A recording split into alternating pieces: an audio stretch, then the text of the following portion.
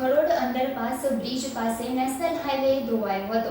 Highway પર પડેલા અસંખ્ય મસમોટા ખાડાને લઈ વાહન વ્યવહાર ખોરવાયો હતો। વાહન કતાર વચ્ચે એનએચઆઈ અને બ્રિજ ઇજારદાર દ્વારા ગાબડા પૂરવા તેમજ રોડ લેવલ કરવાની કવાયત શરૂ કરી હતી। માર્ગ વ્યવહાર અવરોધાતા બારિયા ચોકડી સહિત સુરત જતા અને આવતા બંને તરફના વાહન વ્યવહાર ઉપર અસર ઊભી થઈ હતી। અંકલેશ્વરમાંથી પસાર થતા નેશનલ હાઈવે નંબર પર 3 સ્થળે વાહન વ્યવહાર ખોરવાતા ટ્રાન્સપોર્ટેશન વ્યવસ્થા ખોરંભે ચડી હતી। ખરોડ ચોકડીથી કેબલ બ્રિજના 35 કિલોમીટર માર્ગ પાસ કરવા માટે વાહન ચાલકોને 12 થી 15 કલાક લાગી રહ્યા છે। વરસાદ વચ્ચે એક તરફ માંડવા નજીક અમરાવતી નદી પાણીએ માર્ગ વ્યવહાર અવરોધાયો છે, તો બીજી તરફ ભાલિયા ચોકડી નજીક આમલા ખાડી સાંકડા બ્રિજે સ્થિતિ બગાડી છે।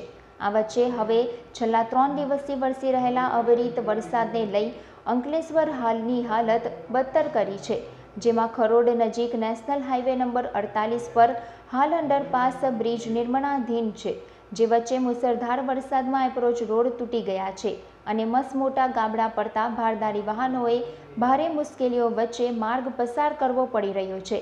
મસમોટા ખાડાઓને લઈ વાહન વ્યવહારની ગતિ મંદ પડતા અંતે વરસતા વરસાદ વચ્ચે એનએચઆઈ દ્વારા માર્ગ ખાડા પૂરવા સાથે રોડ લેવલ જેસીબીની મદદથી કર્યું હતું ને માર્ગનું એક તરફ સમારકામ સાથે સ્થાનિક પોલીસની મદદથી વાહન વ્યવહારનું નિયમન કરાયું હતું। વરસતા વરસાદ વચ્ચે માર્ગનું ધોવાણને લઈ ટ્રાન્સપોર્ટેશનને માઠી અસર ઊભી થઈ